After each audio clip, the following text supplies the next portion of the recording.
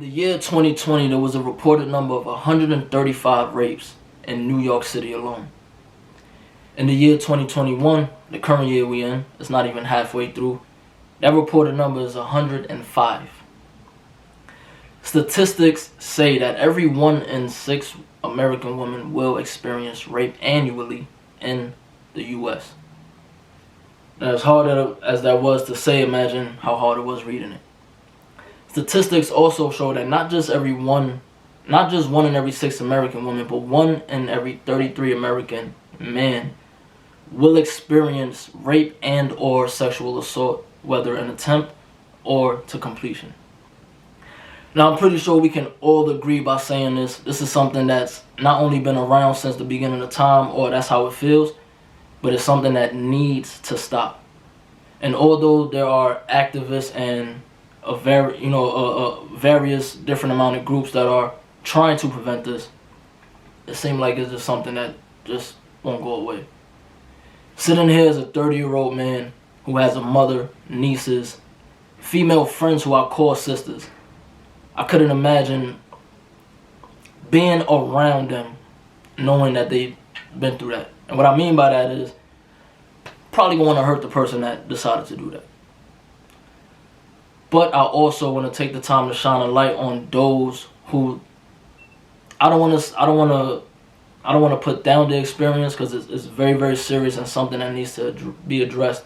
But I want to shine a light on those who have the strength and who are brave enough to come forth and speak about their experiences and different situations.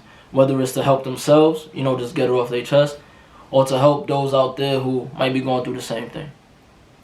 But let me stop talking. My name is Desmond Bonet. This is another episode of The Room, where having a healthy mind is priority.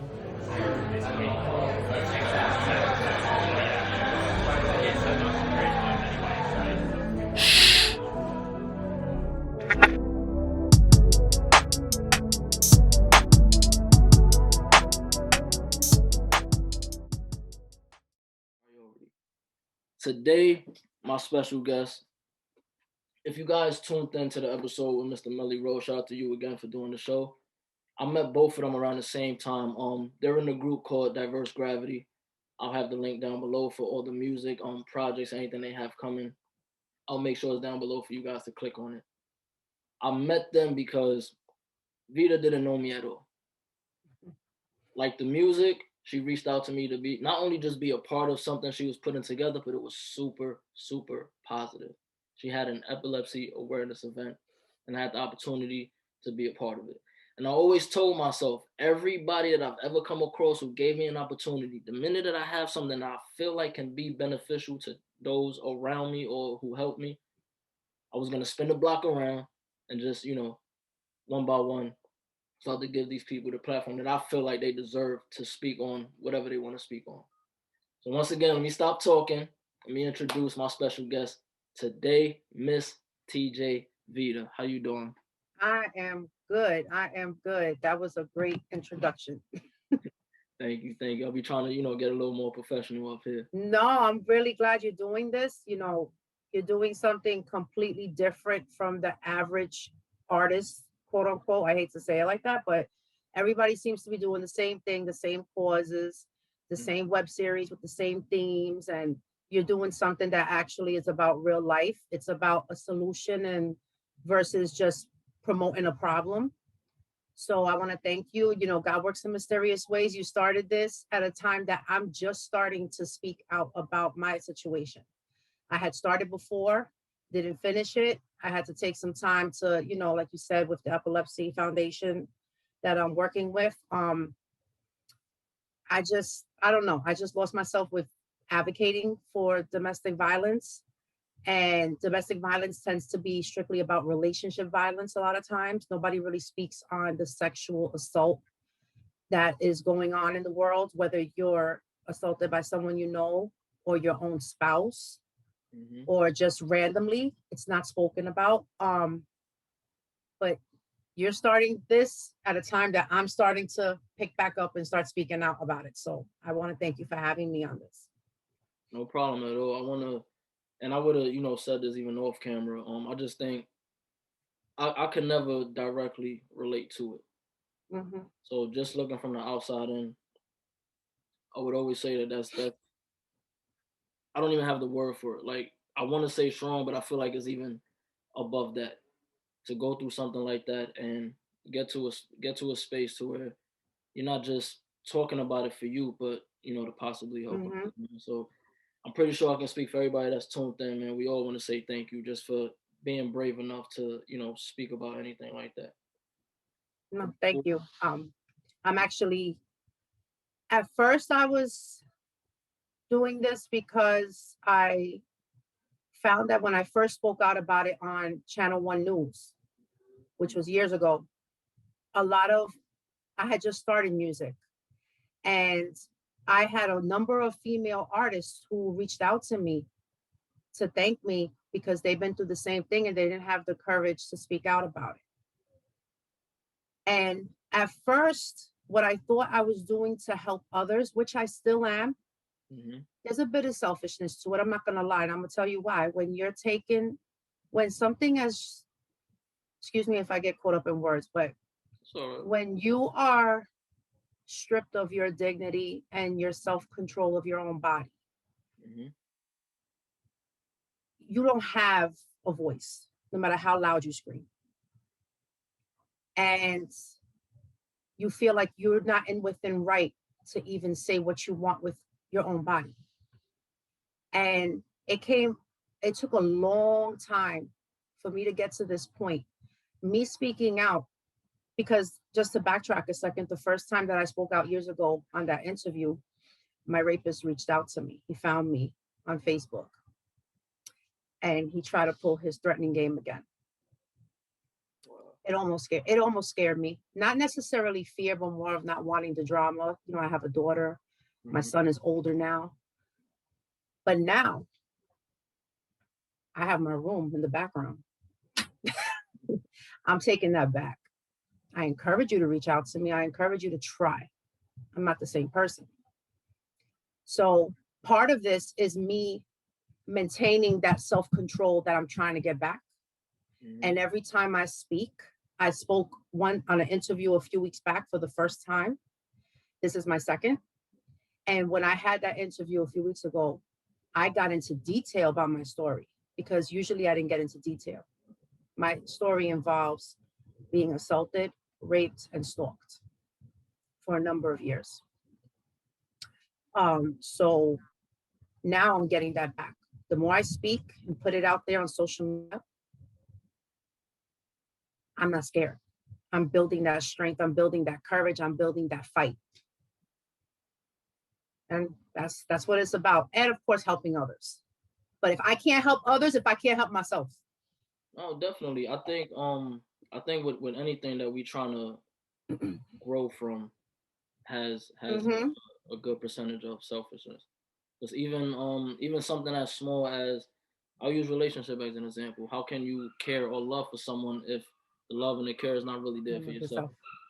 So there's definitely nothing wrong with having some selfishness. Because I would, with anyone that goes through anything, I would always say take care of you first.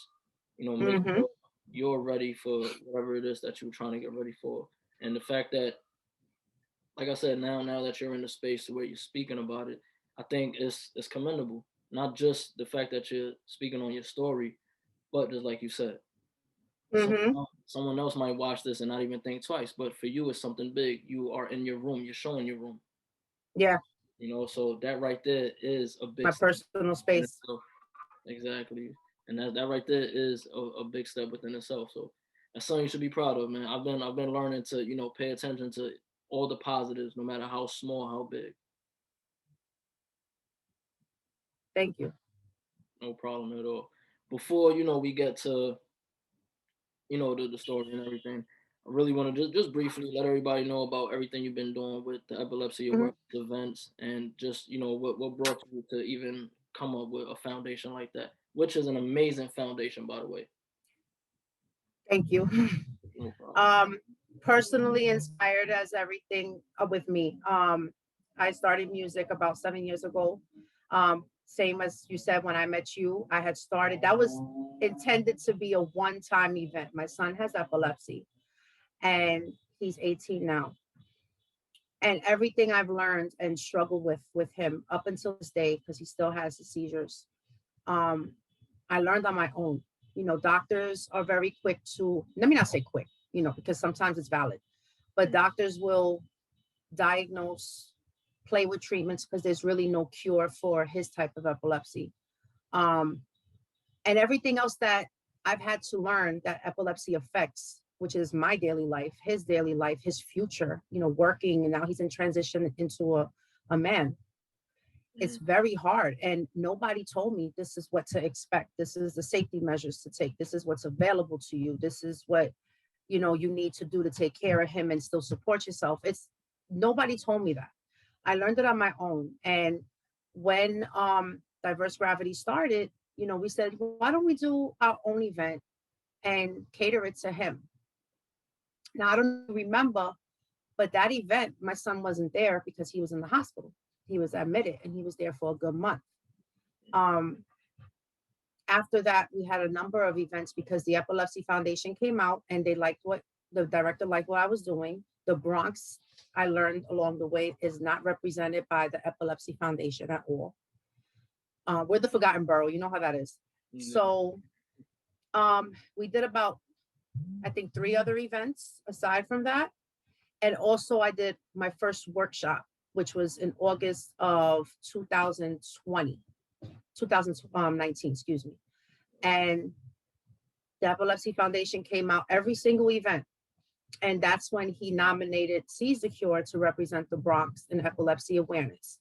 Now, what Seize the Cure is about is not just providing advocacy for families, but also spreading awareness programs throughout the Bronx and beyond, because we did do something upstate.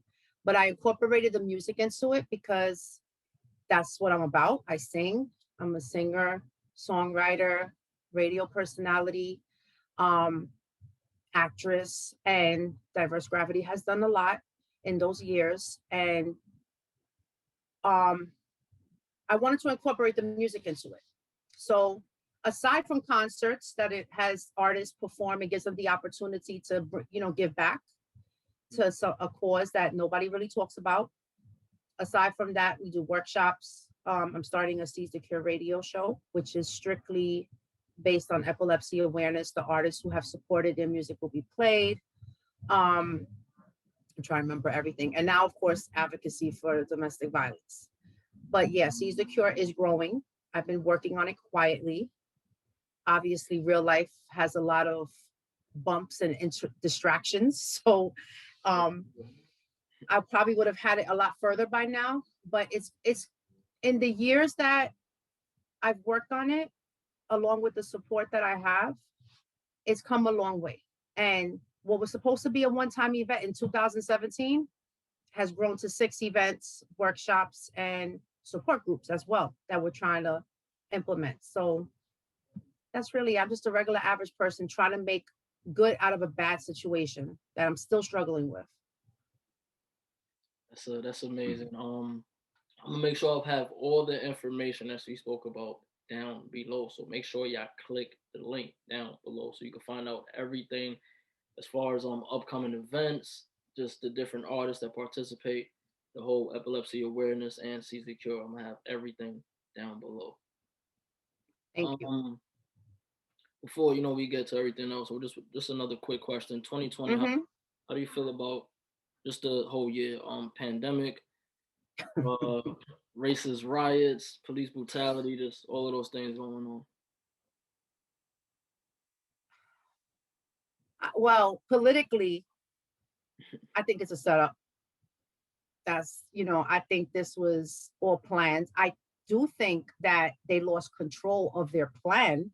They didn't expect it to go as far as it has.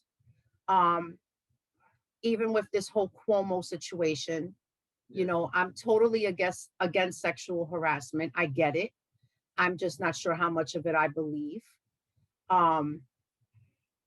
There's always, anytime things come out during a convenient time, you have to question it, especially when you're dealing with politics and intentions on what, people are trying to do. The pandemic has caused more issues than we have even realized. It hasn't really hit yet. Kids are now just going back to school. Some haven't gone back to school yet, but I can promise you September, we're going to see a lot of kids that if they weren't dumb, they're probably dumber now. I hate to say it like that, but that's the reality. Because you have dumb parents. And when I say dumb, maybe I should say ignorant rather than dumb. I could tolerate dumbness, but I can't tolerate ignorance. It hasn't hit yet. The effects haven't hit yet. You know, businesses have closed. I believe they're probably going to close again. It just doesn't make sense. How they're moving just doesn't make sense. That's exactly what I was saying, exactly what I believe. Unfortunately, the music scene has been very active regardless of what's been spreading around. I actually, you know what it is. You watch your timeline and people are still partying, hugging up, wearing no mask. It's like you're oblivious just to have a music event. I'm not doubting anybody, but it's the reality. That's very true. I haven't been to anything since the COVID started. I went to one, and the reality hit me that this isn't a safe situation. And whether you believe in COVID or not, people have died from it.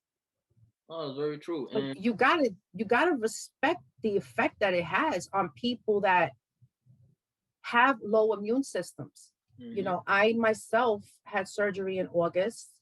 I didn't put it out there until I got really sick from the surgery and I was fighting for my life in the hospital. And I am still right now in this situation where I can't be exposed to anything. My immune system is very bad. And I don't go talking about it all over the place. Yeah. But reality is, that's why my daughter's not going to school, because I can't be exposed to anything. Because what people don't realize is if you have a good immune system, you're carrying. You got to look at it like AIDS. I had to break it down to somebody like, you know what? You can be a carrier and not get sick, but somebody who actually gets the symptoms will die. You know, you can't be that stupid to think just about yourself. You pick up something, you bring it to the house. Let me tell you, you could do a whole show on this. You probably could do a whole week of episodes with this COVID situation because there's too many categories that fit into it to talk about. That was very true. I just wanted to stop. Even now, if I'm not mistaken, I believe there's a rap battle event that's gonna have an audience of 2,000 in Atlanta. So they have one in Parkchester. I think they broke up 600 people in a garage or something. This was like when COVID was just really starting to get heavy and killing people. And right in Parkchester, I'm in Soundview section of the Bronx. Wow. But you know how it is. You can go on the bus. You have people that just don't care. What I will say too, this COVID exposed the lack of restraint that people have. The fact that nobody was able to enjoy being home. Before COVID, I was home maybe an hour a day, 2 hours a day between work and sleeping, as far as like being up and active home. So when it first hit, like I enjoyed being home. Like I enjoyed my time being home. So the fact that everyone is so quick to rush outside, no mask, they don't care. They could get sick and things like that. It's crazy. And coming from someone like me, at first I didn't believe it. I'm still iffy on certain details, but at first I didn't believe it at all. Then I ended up catching the COVID. And I've been super safe going to the studio with one, maybe two people most. No in-person interviews. I don't remember the last time I did an in-person interview, and I still caught it. So I guess it just depends on who wants to take it serious and actually, care about it. There's no discrimination. And I think I've also learned the value of being able to live your day-to-day life as you please. Mm-hmm. I think the world got a real culture shock as to how much politics and the government controls what we are able to do. Mm-hmm. I've never in my life seen anything like it. I understand it, if that's what it really is. But we've all been stripped of anything that we have normally done to plan our lives, daily lives from future lives. And on top of that, abuse is on the rise, because now guess what? Couples You have abusive parents who now got to deal with, now you got to be a parent 24 hours. Yep, you can't ship your kids to school to get fed and get attention. Domestic violence, forget it. Couples are spending too much time in there. I don't condone it as it is, but unfortunately, household issues have magnified because now people are in each other's face all the time. You can't get a break. People are desperate. And it makes you really realize how much it's more to necessities in life than food, water, clothing, and shelter. People are walking around believing that there's a certain connection there, and COVID made them realize that it was never there. It's like you said, you got parents that are forced to spend real time with their kids, and you have kids that are spending time with their parents. And this might be a messed up thing to say, but and you got kids, vocally saying, "I don't think I like my parents," or even the parents saying, "I don't think I like my kids." It's messed up, but it's because y'all just coming to the table to eat, go to sleep, and that's it. Yeah. So they separate ways, and y'all kind of just live in the same house. So yeah, I definitely agree with that. And it's my story, as I said, involves rape. There's no gray area with it. It was, forced. This guy forced himself on me, and he stalked me for a while. I was about, forgive me my memory, but I probably was about 18, 19 years old. I had gotten my first apartment in the Bronx, and my parents supported me. My dad and my mom were both very heavy into my life, and I had a job at a doctor's office on Castle Hill. Before that, I had a job in Manhattan on 33rd Street. I'm not going to say the hospital's name because the hospital has nothing to do with what happened, but this particular person worked there. I was very young, interning. He worked in the kitchen. So we'd have general, very quick conversation as I was getting my little tray, blah, blah, blah. Come to find out he lived around my area. He was about, I would say, mid-30s to early 40s, Black male. And he had said that if I needed any help, with the apartment, he would help. Now I finished the internship and we exchanged numbers. And he said that, being that he lived close, if I ever needed any help with the apartment, just let him know and he can come meet me. So make a long story short, I started working at that doctor's office at this point on Castle Hill. And my first apartment was on Castle Hill, probably like maybe 10 blocks now. My dad was at my house and he came over. I called him and asked him because my dad was older and, I didn't want him doing things by himself. So my dad and him hit it off. He liked him. He seemed very respectable, nice personality. And I would say he was coming to my house helping me for a good 6 months before he decided to do what he did. One particular day, he was painting and he didn't finish it. So when he called me, he said, "Do you want me to come finish it today?" And I said, "Listen, I did a lot of hours at work. I'm really tired. I just want to go home and go to sleep." He said, "Well, listen, you could go home, go to sleep. I'll just do what I have to do." I didn't think anything of it. I'm thinking like, he's been to my house for all these months. I had nothing to not trust. So I decided to, get comfortable, go to bed, close my door. I had a, sorry, I can say this now, drawer from a male friend of mine that said, you're living by yourself, you got to protect yourself. So I guess he went through my drawers at some point before he did what he did. So as I'm sleeping, I felt the force just jump on top of me. And obviously, I don't need to say the rest, what he was doing. Yeah. I told him to get off. I yelled, I cried. At one point, I remember having free of this hand, and I went to reach for the drawer to get the gun. And he smacked my hand and said, "Don't even do it. It's not there." So at that point, I couldn't fight him. So I just closed my eyes. I remember focusing on one part of him. And I just stayed my eyes on there until I closed my eyes and just waited for him to finish what he was doing as I cried. He finished, he sits on the edge of the bed and he says, don't you move. And if you tell anybody, I'll kill your father and your mother. I didn't say nothing. He left. I remember taking a shower and scrubbing myself till I was cutting myself to get the feeling of him off me. I couldn't get him off me. I literally just laid in my bed and never came out my bed. When I didn't show up to work the next day, my boss called my mom and she showed up to my house. And that's when I told her what happened. I didn't even tell my dad because I knew one of two things was going to happen if my dad knew. Most likely, more than anything out of the two, he would have landed in jail. He would have killed him in public, no remorse, no nothing. That, or he would have had a stroke with the guilt, knowing that he shook hands with this man that hurt his daughter. My dad was very, very, very a man of pride. He was in the army. I was his little girl.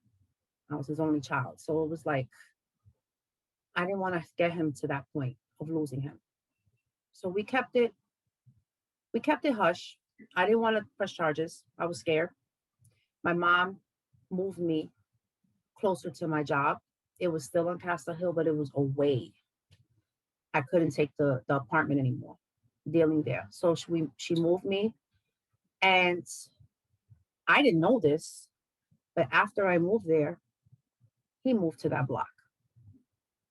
And I found out because he started showing up to my job, looking in the window.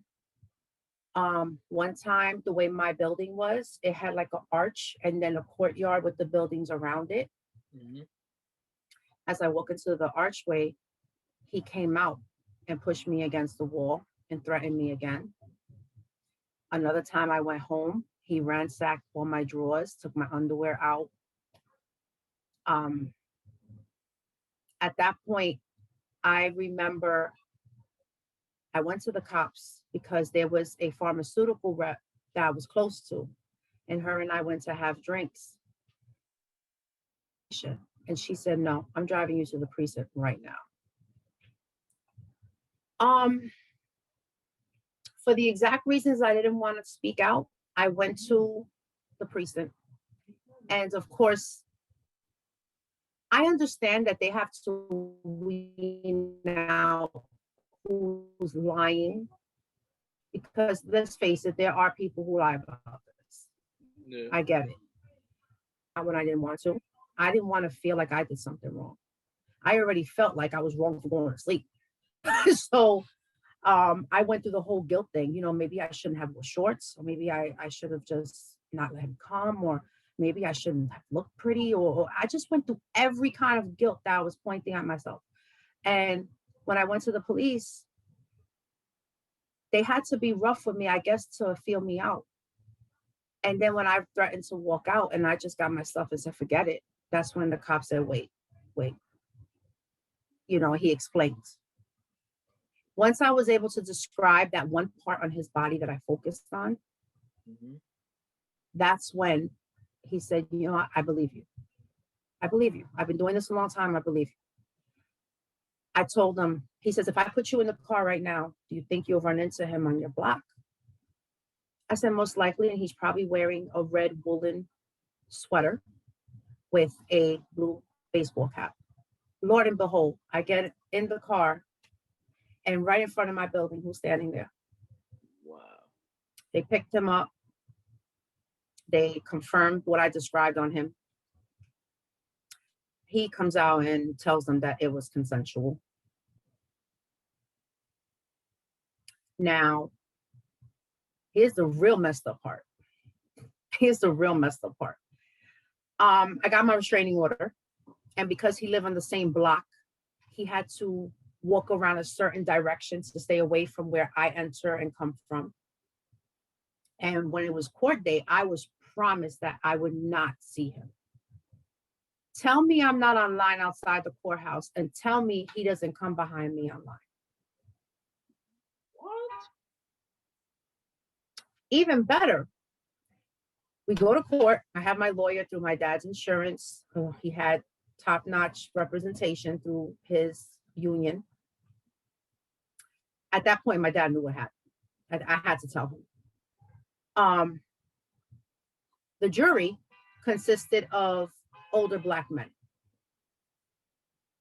So here I am, a little light-skinned Puerto Rican young girl, accusing this Black man of rape. And most likely I consented to it, and I'm just bitter for whatever reason. So what do you think happened? He got off. That gave him even more ammo to continue showing up to my house. It continued until I didn't take matters into my own hands, but a very close person to me decided to do what he had to do to put the fear of God into him.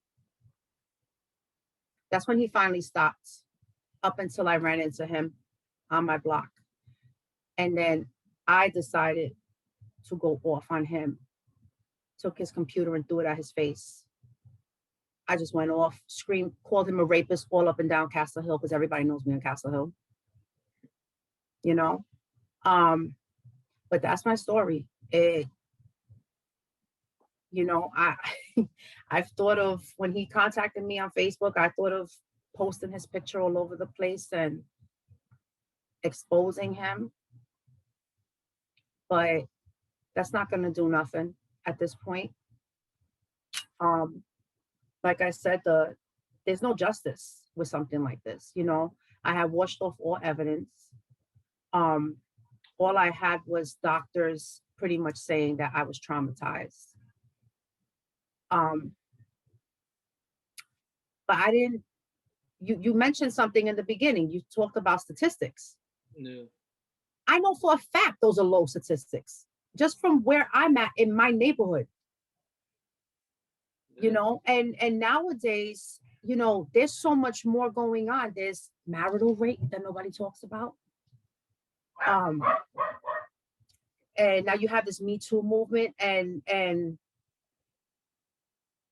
I don't even know where I'm going with this, what I'm saying, but there's no justice that's going to get back what was taken, except what I said, you know, gaining that courage back. I have a daughter. The last thing I'm going to do is go to the cops. God forbid something, God forbid. I'm not going to cops. I'm gonna handle that shit myself.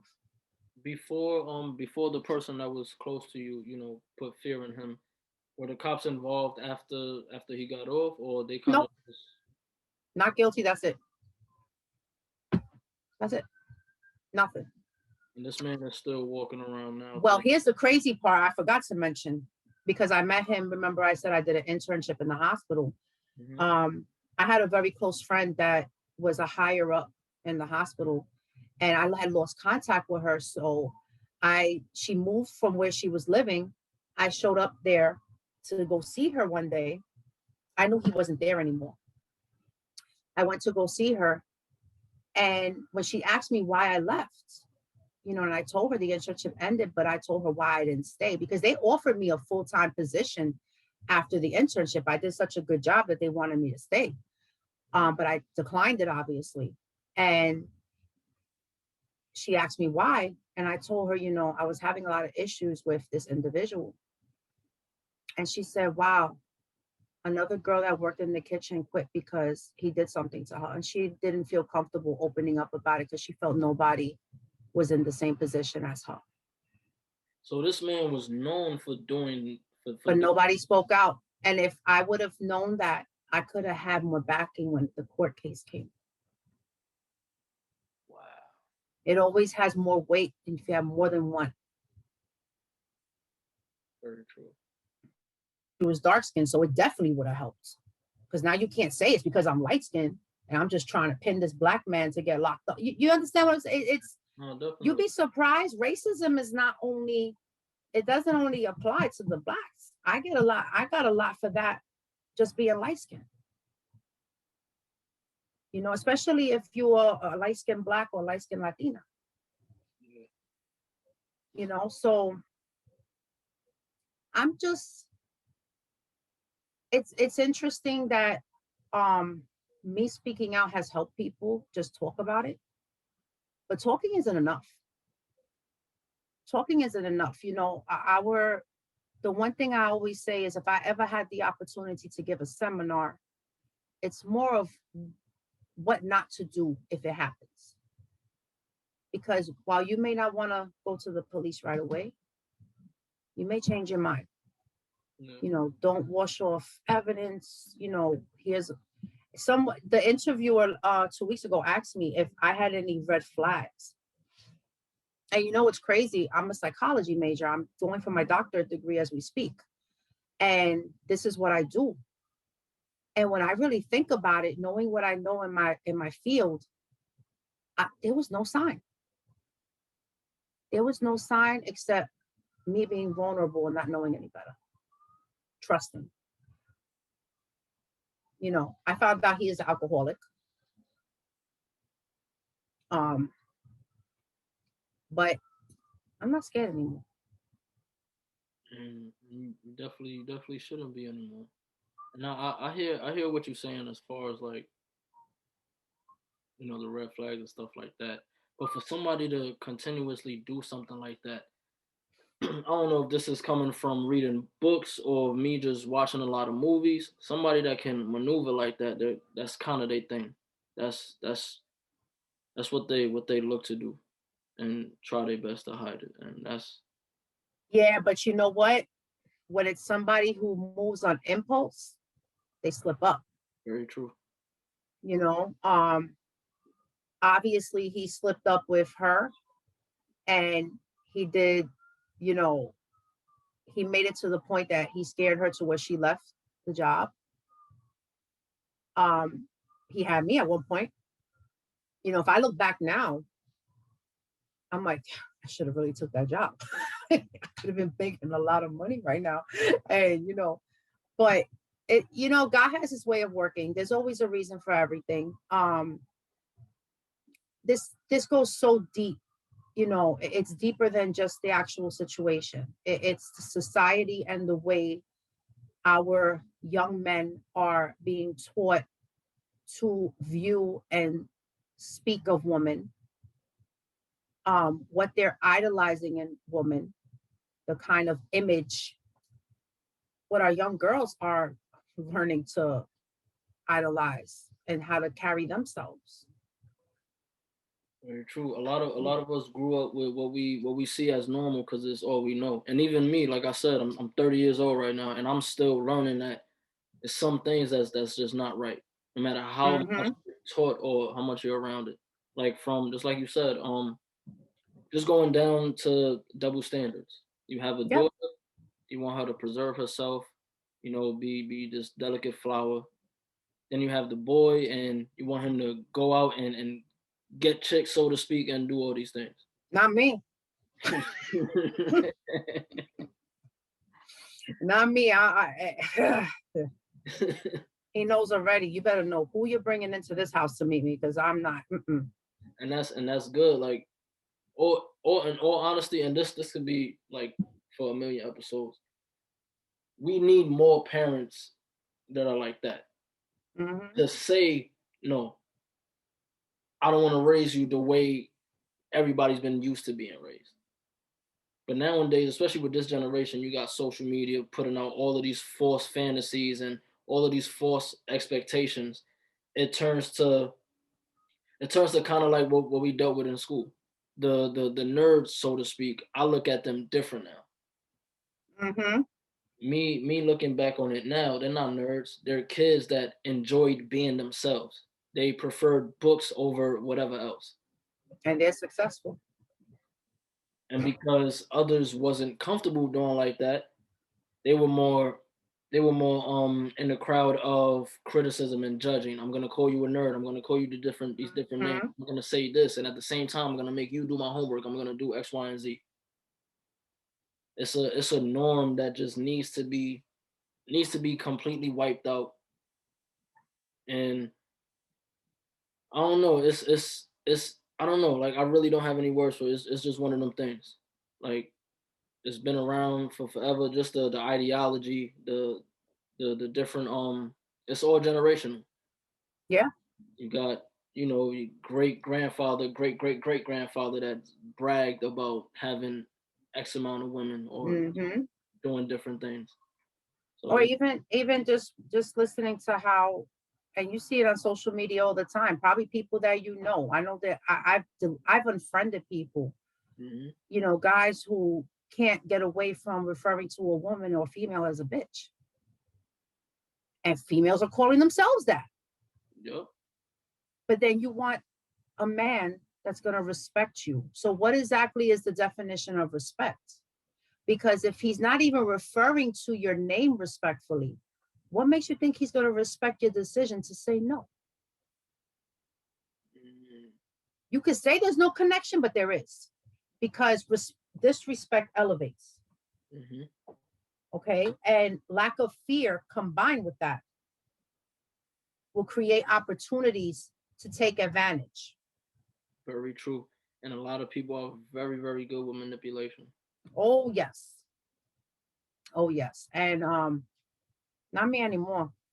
And it's kind of like, for me, if you even put me in that kind of mindset, and what you do takes me to that time where I wasn't able to defend myself, you're going to make up for that.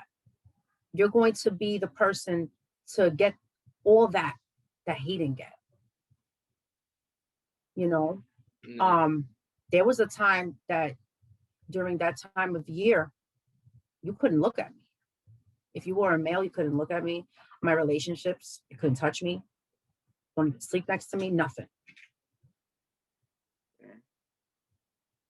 And I guess having my son kind of gave me also a different outlook,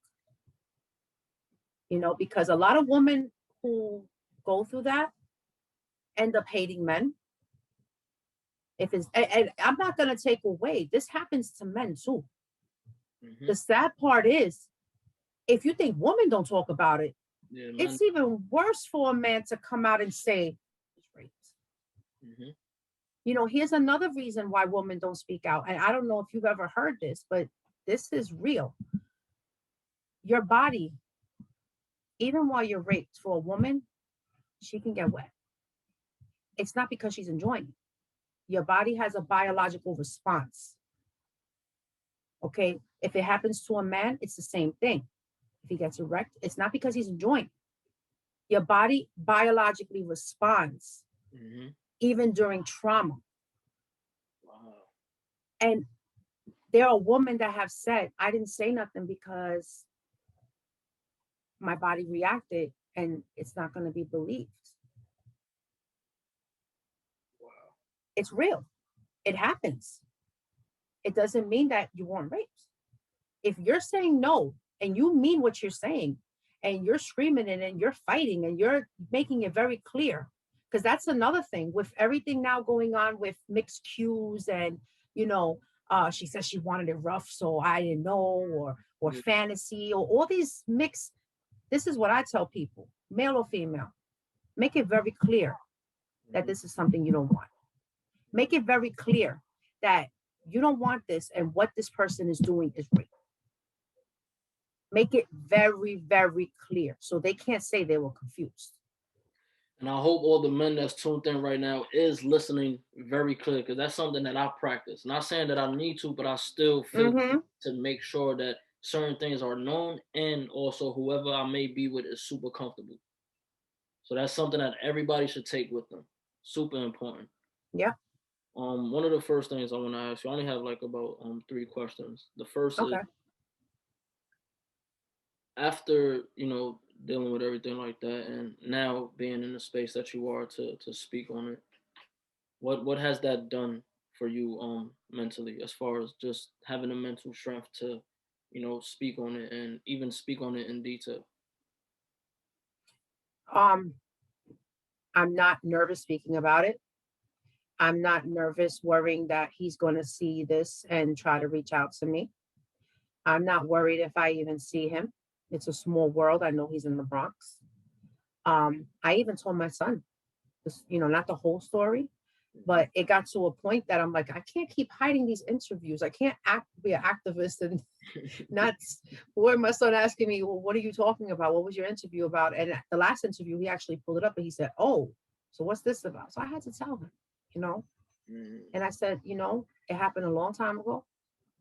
I've grown from it. I can't take back what happened. I can't erase it. Erasing is the worst thing you can do, actually, because your mind cannot erase things. It just sits in your subconscious. And what's in your subconscious is, I'm getting into the psychology here, but what stays in your subconscious is what motivates and guides your behavior. That's why a lot of people are doing what they're doing, because they hold in certain things that they don't want to face, and it guides them. It's in your subconscious, not in your unconscious, your subconscious. You got to face stuff. You got to face it. You got to attack it. You got to find your way to deal with it. And it's helped me, because on top of that, I've had people come to me and open up about it to me and ask my advice. And if I could save a young female or a young man from thinking he could ignore it or she could ignore it, or having it happen to them, I did my job. Very true. If you were to meet 18-year-old Vida today, oh boy, what would you say to her? Knowing everything that you know now, you know, experiencing everything that you experience in life and just, you know, everything together. Stop being a punching bag. You weren't put here to be anybody's punching bag. If your father didn't treat you like a punching bag, why do you take it from others and take the burden of others? And I'll be honest with you, I still do deal with that to this day. Not being a punching bag, but trying to take on everybody and move in accordance to everybody's feelings and situations and emergencies. And Tara, not even Vida, Tara is just kind of backburnered. I've been doing that ever since I was young. My mom is the same way. Would you consider yourself? Would you consider yourself an empath? Yeah. I always move with a good heart. You can't do that. I'm learning now, but even at 18, I held a lot in, because, you know, even look what happened to me. And my whole mindset was like, I don't want my dad to get hurt. I don't want my dad to. Yeah, I was never worried about me. And I'm thinking, I'm going into psychology. I'm getting a doctorate degree in forensic psych. I gotta kind of nip that, you know. Congratulations, by the way. Thank you. Make sure I say that. Thank you. Super, super dope. I actually been playing around with the idea of like going back to school. So do it. So actually do it. Know somebody that's doing it, and at the level you're doing it, like I wanted to make sure I said congratulations. And let me tell you, with COVID going on, and it's still going on, now's the time to do it. You're absolutely right. You could do online school. Just do it. It's not going to hurt you. Yeah, it's a lot of work, but yeah, my 18-year-old self, you know, and you know, when you go through that kind of situation, there's a process of healing. And one of the things that comes with that is promiscuity. Okay? Because you feel like you're not worth having standards. You're used goods. So let everybody take advantage of you. Wow. Everybody goes through it that's been through that. Some don't get out that phase. So it's a lot. And it's not just rape victims, is you have, every case is different. It could be somebody in the family, it could be molestation from it could be a step parent, it could be your own wife or husband. Cultural differences, you know. In some cultures, you're not supposed to say no to your husband. You know. I've been doing some reading on India and a few other countries on just everybody's different ideology. It's crazy. Um, I don't even know where to start. First and foremost, I always preach this on every episode. So if you're tired of hearing this, you're gonna hear it again. I'm big on giving people their flowers while they're here. I know I've said it before, but now that I have you here, I want to also once again say thank you for the opportunity to perform at the events. No, thank you. And you're always welcome for future as well. I appreciate that. Got an album out now, so I might get back into some performing, but I definitely just wanted to say thank you because, like I said in the beginning, y'all reached out not knowing me at all, just off of, I think 2 songs. I was thinking, yeah, I had heard 2 of the songs and I remember saying, yeah, he's good. And I'm not one to compliment people. I don't like stroking egos. I have a thing with people in the music industry and their egos, but you never had that. You were always humble, and you're good. So yeah, I remember now because I started thinking to myself, wait, how did I even? It was your music. Yeah, no, Yeah. I appreciate it, man. Because even now, I won't be too long, but a lot of people Mhm. don't even know this. I stopped music for 3 years. I was convinced I was done. The last album I put out was a joint album with my sister, and I was just like, you know what, I'm done. I just even now I'm at the point to where I'm not over the music. I'm just over a lot of the music that's out and the politics that go on. But I kind of learned to just with this show. Um, when I came up with the idea to do this show, I knew it was gonna have a rocky start. Not because it's not a good show, but just certain topics people purposely just don't shine a light on. But it Yeah. doesn't mean it's not important. I still wanted to do it, and I eventually got back into the music. So at some point, it's like you said earlier, there has to be some form of selfishness in the things that you do. Mm-hmm. I had to make sure I was doing Absolutely. me first, before anybody else. So yeah, I definitely wanted to say thank you and show my appreciation for that. And also just the last thing before we get out of here, and I feel like this is super, super important. And I'm gonna throw this out there on camera just in case you would like to use it. I personally feel like you would be a great whether you want to call it YouTube series or radio show. I think you would be a great host. Not only do you hold a lot of knowledge, like even right now, like reading my books and making sure my Yeah, my that's a good knowledge one. is. Thank you. Like I'm That's a making good sure one. I'm on point with it, but I feel like you have so much knowledge, and I tell people that wisdom comes with experience, knowledge comes with education. You can be Very true. you can be amazingly knowledgeable, but this person over here might be way more wise because of the experience. And I feel like you have Mm-hmm. a nice balance of both. So I want to make sure Thank I say you. it on camera. I feel like you should have your own show. I feel like it would be amazing. It's just something to think about. But other than that, super, super strong. Like I said, very, very brave. Just you speaking on it. And the fact that this is one last point that I really, really want to make, and I think is important. The fact that that didn't deter you from doing something that I personally feel like is not only honorable but amazing for your son in the form of the epilepsy awareness and seize the cure. I want to make sure I shine a light on that because I feel like if it was someone else and they were a tad bit weaker, none of those things would have happened. It would have been too hard to either stand in front of people or too hard to focus on something when you're dealing with something that's super serious. Like it's no Mm-hmm. other way to describe it. This is serious. We're in a pandemic now because of COVID, but this is a pandemic that's been going. And I'm like I said, I'm 30, and it's been going on before I was here. You So just you just hit it right there. My pandemic started a long time ago. the fact that you're here now, talking about it and doing everything you're doing it's amazing, man. So don't stop that.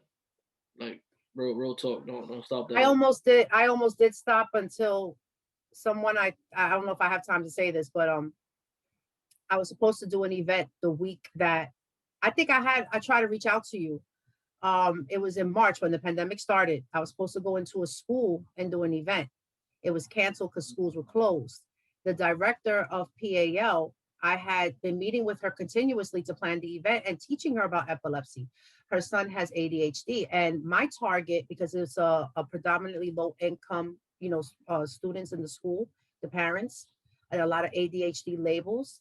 I wanted to tell the parents at the event, teach them about making sure you take your child to a neurologist and make sure it's ADHD and not epilepsy, because it's very similar symptoms. Well, December, she reached out to me crying, saying that God brought me into her life because her son started having seizures. Wow. And come to find out, he has never had ADHD. And because of me, she was aware of epilepsy. And he's been seizing ever since December, every week. So I'm helping. When she called me with that, that's I almost quit doing Seizure Cure. I was kind of laid back, not really doing much. Because I kept feeling like, well, who am I helping at this point? Now COVID is here. I can't do nothing. Yeah. I'm working with, I was supposed to have a fundraiser in May, because every event I never raised money. I was spending personal money or donations. And it's a struggle getting people to donate $5. Yeah, it is. I remember saying, if I could charge $5 for every like of my selfies, I would have Seizure Cure be rich. And I finally said to myself, you know what am I doing this for? But that is what did it. So I've been working very hard on planning the next fundraiser, which we have, just to let you know, we have Allure and Little Vicious headlighting. And it may be virtual just to keep it safe.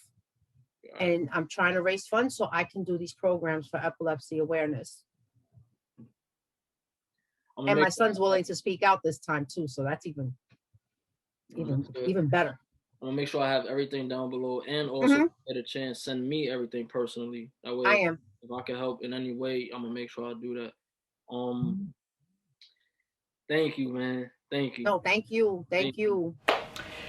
I want to say thank you to my guests once again for doing this episode.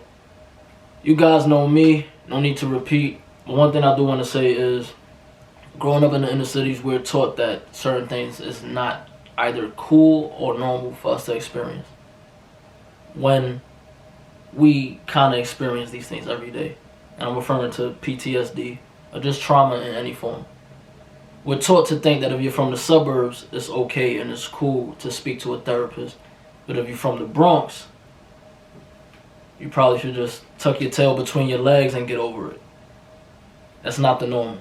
And it's okay to go against that. This was another episode of The Room, where having a healthy mind is priority. And just like every Sunday, tune in at 8 p.m. I'll see you guys next time.